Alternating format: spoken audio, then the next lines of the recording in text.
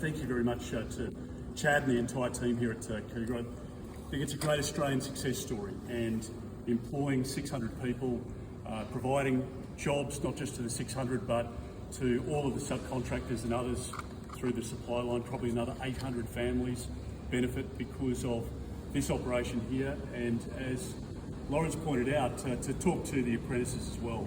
I thought was a real opportunity to hear from them and some of the challenges that people are facing at the moment. It's a tough situation for many families across the country at the moment. The Prime Minister promised before the last election on 97 occasions that power prices would go down by $275. Instead, they've gone up by $1,300. And the Prime Minister keeps saying they'll dish out $150 each quarter or every 6 months, but that won't last beyond the election. Australians know that they have been going backwards under this government, and the Prime Minister has walked away today from his commitment to the $275 reduction. Jim Chalmers won't even say the word, and it demonstrates that you can't trust this Prime Minister in terms of what he says before an election compared to what he does after.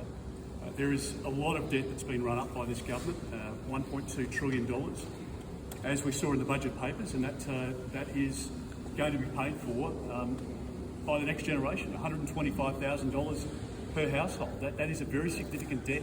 It's going to make it harder for future governments to provide support and to cut taxes and provide all of the services that Australians would want from their government. But that's what's happened under this Labor Party. What we're putting forward is a positive plan to get our country back on track. The next election really is about who do you trust to manage the economy, and managing the economy is the way in which you'll deal with the cost of living crisis that Labor's created. They have driven up the price of everything. Groceries are up by 30%. And one of the ways that we believe that we can help families is by cutting the price of fuel by 25 cents a litre. That will help families immediately. We will do that immediately after the election. If Mr Albanese and the Greens are elected after the election, well, you get a 70 cent a day tax cut in 15 months' time. I think it shows the Prime Minister is out of touch with where Australian families and small businesses are at the moment. And I want to see businesses like this grow, not shrink. I want to see them employ more people, pay more taxes, contribute to services right around the country, and we live in the greatest country in the world.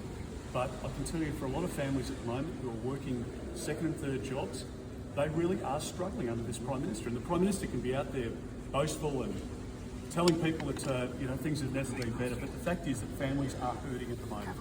And I want to make sure that we can have a safer country, that we can restore the dream of home ownership, and that we can get the energy mess sorted out. And if we do that, then I think we can get our country back on track.